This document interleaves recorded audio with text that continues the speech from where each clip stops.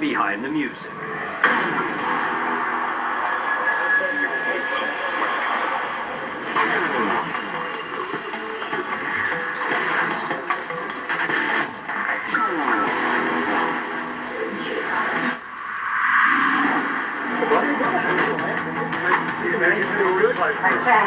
What's up, Bret? We love you.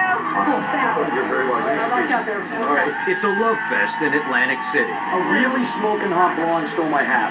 He is hot, and I love her. Backstage before a solo gig at the House of Blues.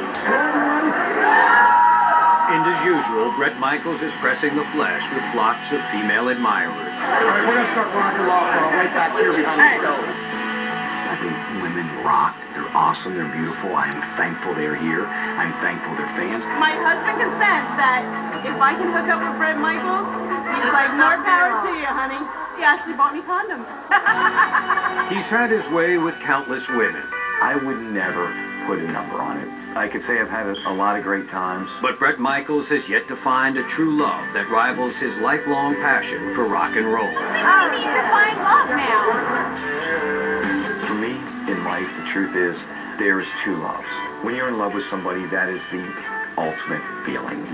On the other side of that is the love you get from playing music live and the feeling you get back from your fans.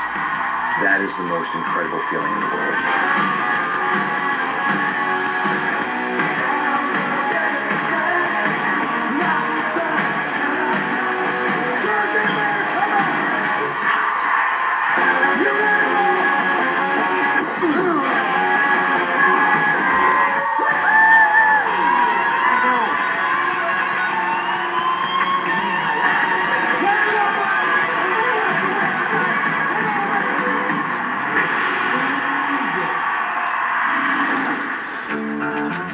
Bret Michaels' love affair with rock and roll took root in the working-class town of Mechanicsburg, Pennsylvania. Born Bret Michael Sychak in 1963, he was the oldest of three children. Growing up in a small town was an awesome experience. I had a lot of great friends. Everyone knew each other, a very tight-knit community. I always said that if all the kids you had were like Bret, you might have 6 or 7. But his idyllic childhood took a near-tragic turn when he was just 6 years old. I felt really, all the time, like I had the flu, completely tired. They took me to Harrisburg Hospital, the emergency room at about 3 in the morning. And at that point, my blood sugar levels were extremely, extremely high. And the doctor just said, you're in trouble, and this is what's wrong. Bret was diagnosed with juvenile diabetes and remained hospitalized for 3 weeks. They were giving me all these injections, testing my blood, had me hooked up to all these IVs. I started out taking 4 injections a day, and you're testing your blood all the time.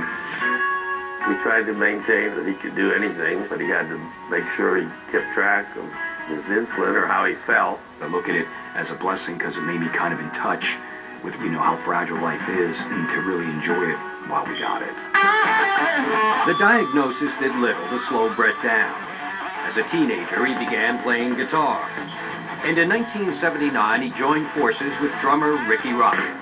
We had this band and we needed a singer, and our bass player said, hey, I'm working at this restaurant. This guy just started bussing over here, and he's got his own PA and he's a singer. I'm like, he's got his own PA? We'll figure, if he can't sing, we'll figure it out. As the Spectors and later Paris, they paid their dues cranking out cover tunes on the Pennsylvania bar circuit. After a few years of toiling in seedy taverns, Bret and the band were ready to risk it all for a chance at rock stardom.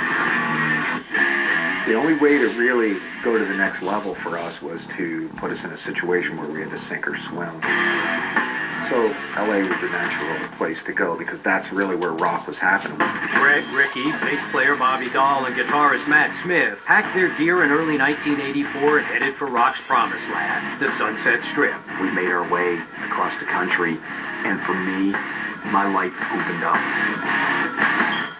For 4 boys from Pennsylvania, the Strip was a funhouse of decadence and debauchery.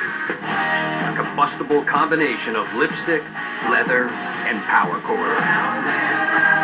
Sunset Strip in the mid-'80s was a magical and wonderful time when the women wore spandex and the men wore spandex and the women wore makeup and the men wore more makeup.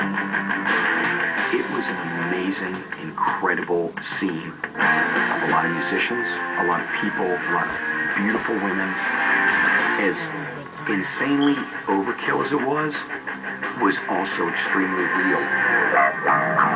They had the most positive attitude, especially Bret. The first